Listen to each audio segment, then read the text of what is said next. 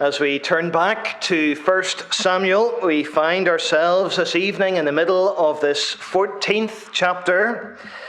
You might remember that last time Jonathan, Saul's son, took the brave and courageous step going into the camp of the Philistines. He and his armor-bearer, together they kill about 20 Philistines. And eventually Saul and his army, they join in the battle. And we read verse 23, "The Lord saved Israel that day."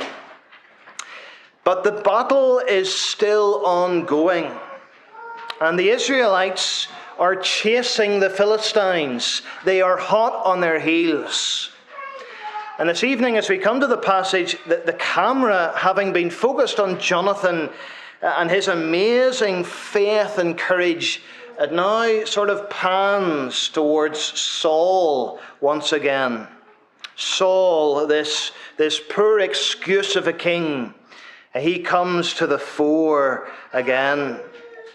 And we get a frightening glimpse this evening, friends, into the subtle and almost imperceptible nature of the human heart, the sinful nature of the human heart. Because throughout this passage, Saul keeps up a degree of religious appearance. We find him calling for a fast. We see him building an altar.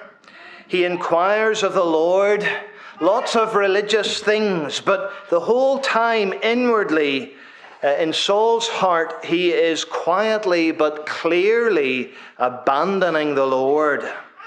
The whole time, as he's going through these religious motions, the whole time he's spiraling further into moral and spiritual darkness. So this is a searching passage for us this evening. I mean, if Saul was around today, I think he would almost certainly be the kind of person who attends both the morning and evening worship service. To those looking on, it probably looked like all was well with Saul. But all was not well with Saul. As any doctor will tell you, it's actually not so much what's going on the outside that's most important. Rather, it's the condition of the heart. It's the condition of the heart that matters most. And it's not long before the GP gets the stethoscope out to listen to your heart, because at the end of the day, it's the heart that matters most. And if that's the case physically, how much more spiritually? Our hearts, our inner beings. So this is an immensely solemn passage this evening. I have found it deeply searching in my own life. We do not want to get it wrong when it comes to matters of the heart. Two headings to take us through the passage. Firstly, in verses 24 to 46, the heart matters more than outward religion. The heart matters more than outward religion. And then verses 47 to 52, the heart matters more than worldly recognition. More than worldly recognition. So 2 points. We'll spend most of our time on the first. The heart matters more than outward religion. And it does seem at first glance in this passage that Saul is very religious, a pious man of devout faith. Earlier in the chapter, we didn't read it, but he prepared for battle with a priest by his side. Our opening verse this evening, 24, he calls for his army to fast, a highly religious act. Verse 34, he urges the people not to sin against the Lord. Verse 35, he builds an altar to the Lord. Verse 41, he prays to the Lord. It all seems so very religious. But the problem we're going to see is that it's all outward for Saul. It's all external. There's nothing going on inwardly. He did all this, building an altar to the Lord, inquiring of the Lord, and all the while, his heart is 1,000,000 miles away. He puts on this mask, this show of religiosity. His religion had become nothing more than a facade. We're familiar with facades, aren't we? You can maybe think of the shop fronts that you see from town to town. When you go into this, when there's this empty, derelict building, this eyesore in a town, and what the council sometimes does is they board it up with this image of an attractive, tidy little shop. This shop front facade. Have you seen that? Maybe you've gone through Junction 1. All these empty units in Junction 1. But they've got these pictures up of shops, as if to give the impression that they're normal, working, functioning shops and stores. But it's a facade. It's all pretend, and you know it, everyone knows it, but it's merely dressing up the outside. That's Saul. That's Saul. He's an example of the people Jesus speaks about. Matthew 15. This people honors me with their lips, but their heart is far from me. I think those must surely be some of the most searching words in the Bible. This people honors me with their lips, but their heart is far from me. You can honor the Lord with your lips, but your heart be 1,000,000 miles away. That's Saul. That's Saul. And the day will come in a couple of chapters' time when Samuel has to say to Saul, Saul, man looks on the outward appearance, but the Lord looks on the heart. He looks in the heart. And friends, it's so easy to focus on the outward and forget that the Lord looks on the heart. And so let's look a little closer at Saul's behavior in these verses. What is going on here? So verse 24, we find him laying on his army this oath of fasting. And probably this was a religious act, but it was a rash oath, a foolish, hasty oath, forbidding them from eating anything until the evening. Perhaps he's intending on sharpening their focus, encouraging them to get the job done sooner rather than later when it came to the Philistines. But it was a needless restriction, a pointless, over-the-top restriction. And it meant that his men were chasing the Philistines on an empty stomach. We might say they were running on fumes. They were running on empty. And we read then verse 25, they come to this forest, and we read verse 26, behold, the honey was dropping.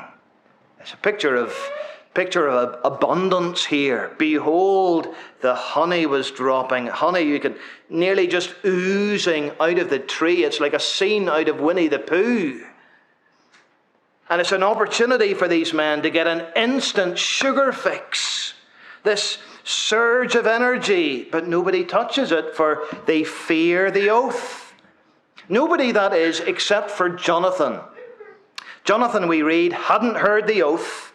So when he came upon the honey, he just went on ahead. He dipped his stick in, he tasted it, and his eyes became bright. He got his second wind. Now, notice, Jonathan isn't acting in disobedience towards his father. He isn't acting in blatant disregard to the oath. He didn't know about the oath. And when he's informed, there's nothing to suggest he eats any more of it.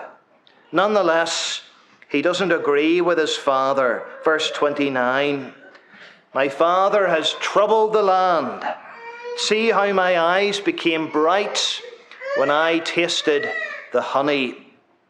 The whole thing just made no sense to Jonathan. And as the fighting continues, verse 31, it's no surprise the people were faint. They have nothing left to give.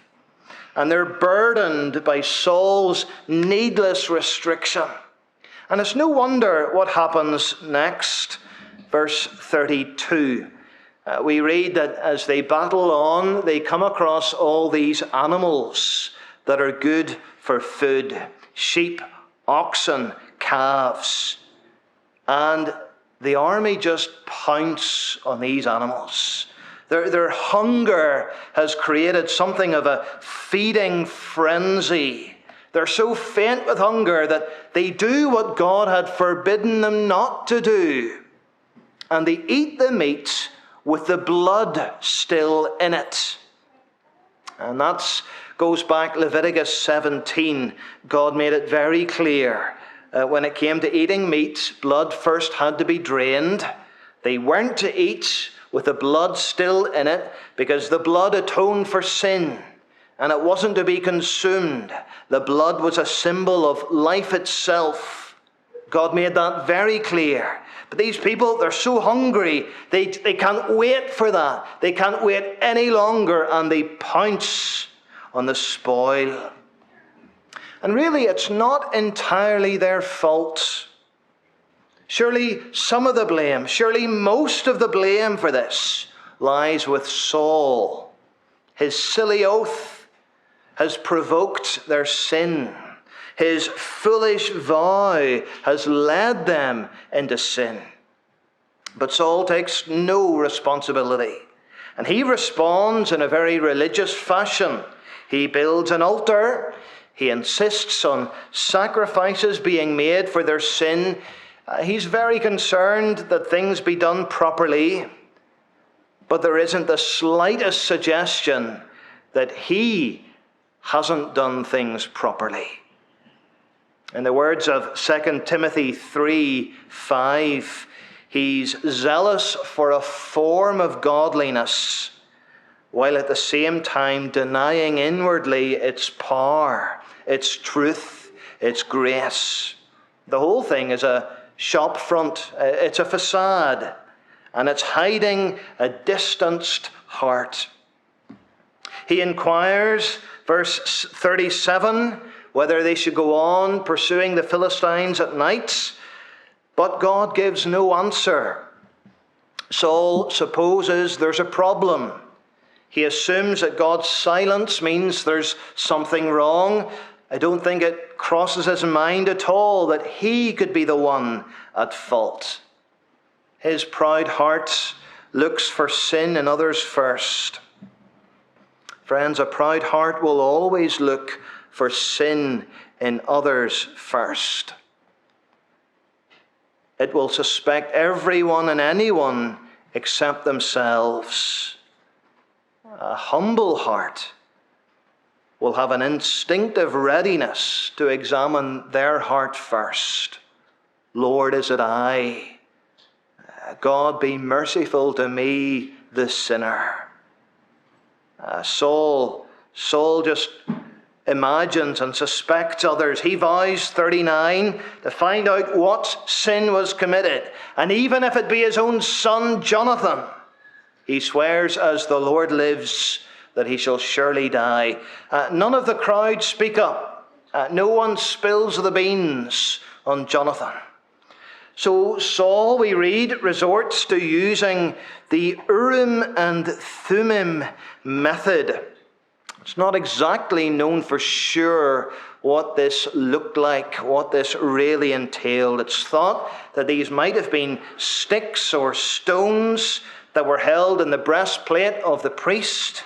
And whatever way they were used, if they were thrown in the ground, they could give a yes or a no answer, this Urim and Thummim. But through this casting of lots method, Saul narrows the guilt to two options. The sin isn't in the people, it's either in Saul or Jonathan. Jonathan's chosen as the guilty one. Saul says, "Tell me what you've done."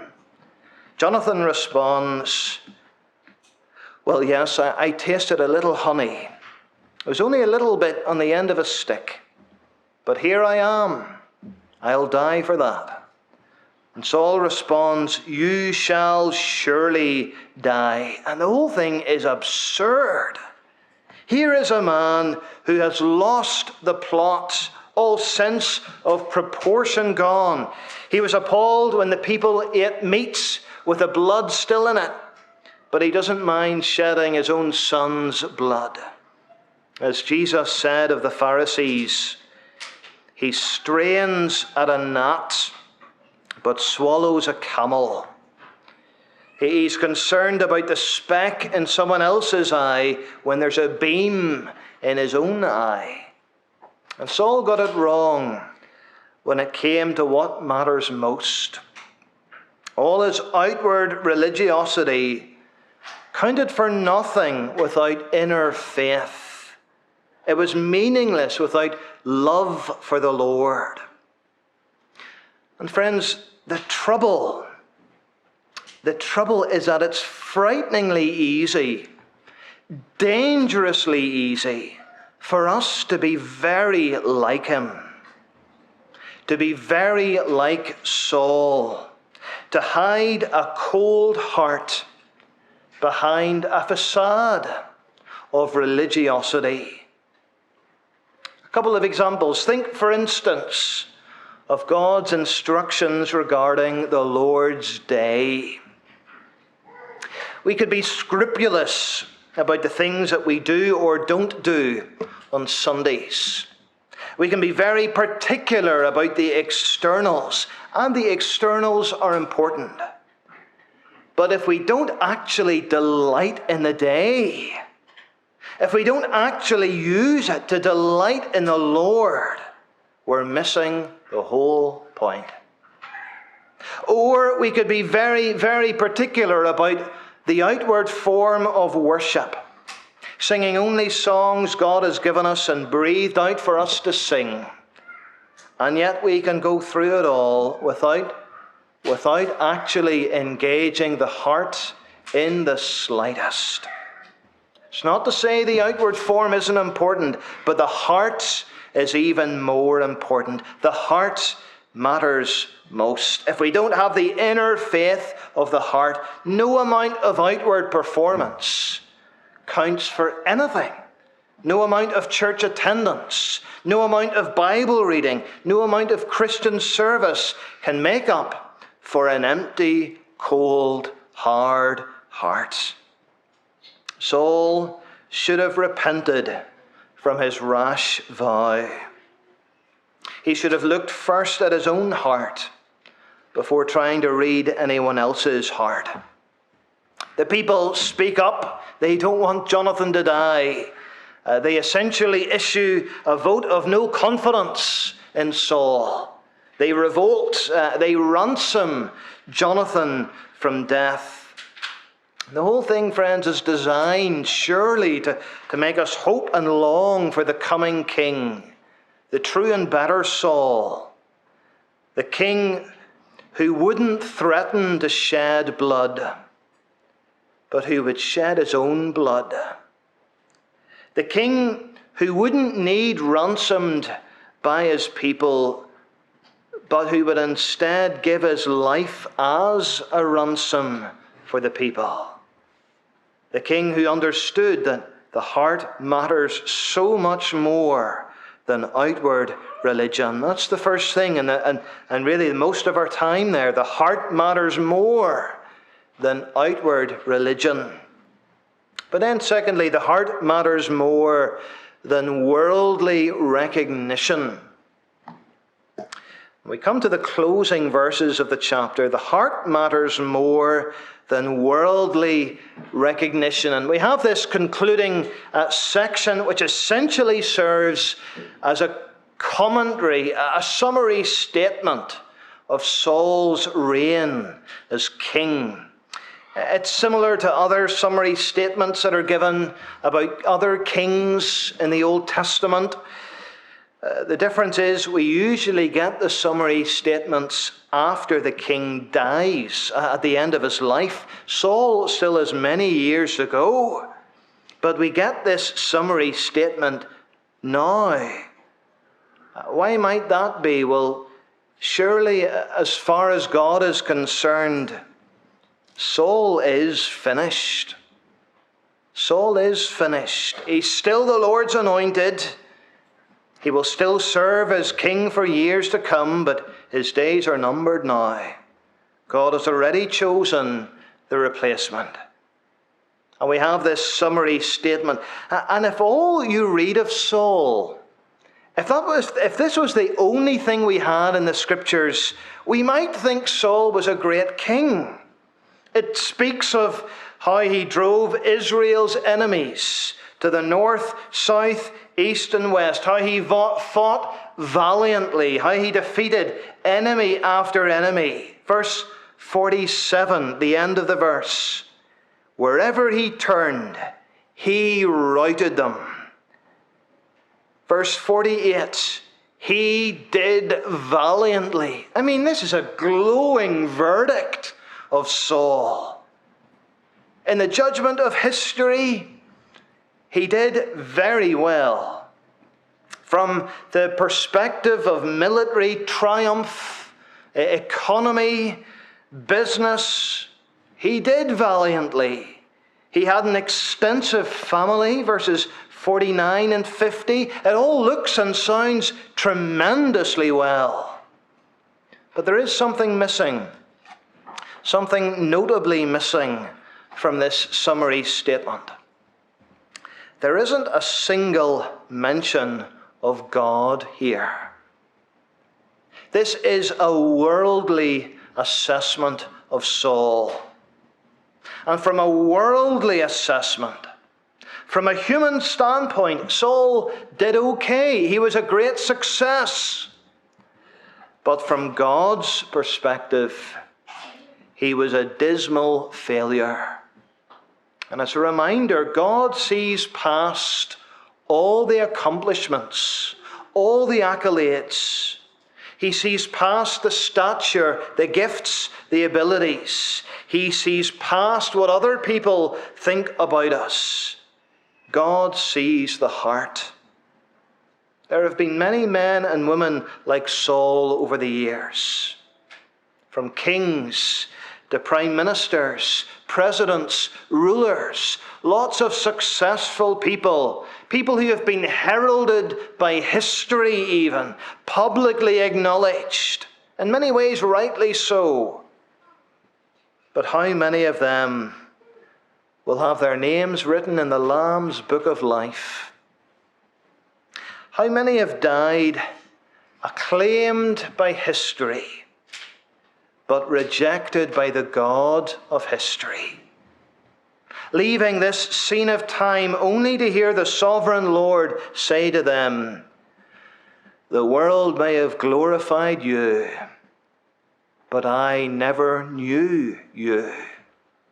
Depart from me, you workers of iniquity, into the eternal fire."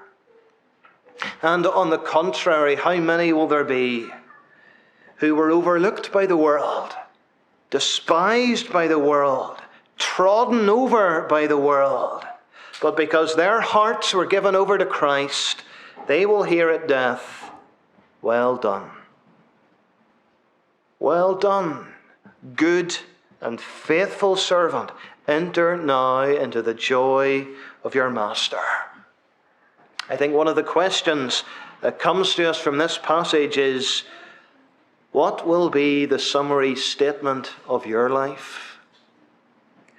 What will be the assessment of your life? What kind of spiritual epitaph will you leave? Will whoever is conducting your funeral, will they just have to talk about what you achieved in worldly terms? Your work, your hobbies. He was a family man. Will it simply be a worldly assessment? Or will they be able to talk about your faithfulness to Jesus Christ and his church?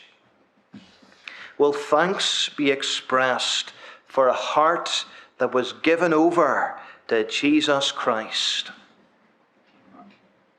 The very final words of the chapter are somewhat striking. Verse 52, we read that Saul, despite all his achievements, he couldn't actually wipe out the Philistines. He wiped out many nations, but he couldn't wipe out the Philistines. He didn't actually bring peace to Israel. He won lots of individual battles, but he didn't win the war. We read 52, there was hard fighting against the Philistines all the days of Saul. Is it not again preparing and pointing us to the Lord Jesus, the one who would defeat our ultimate enemies fully and finally? Not the Moabites, the Ammonites, or even the Philistines, but Satan, sin, and death. The one who would come and give his people true and lasting peace and rest. Saul couldn't give that. Jesus can. The true, the better Saul. The one who was able to say, learn from me, for I am gentle and lowly of heart. Saul couldn't say that. Learn from me, for I am gentle and lowly of heart. Because after all, it is the heart that matters most. Amen.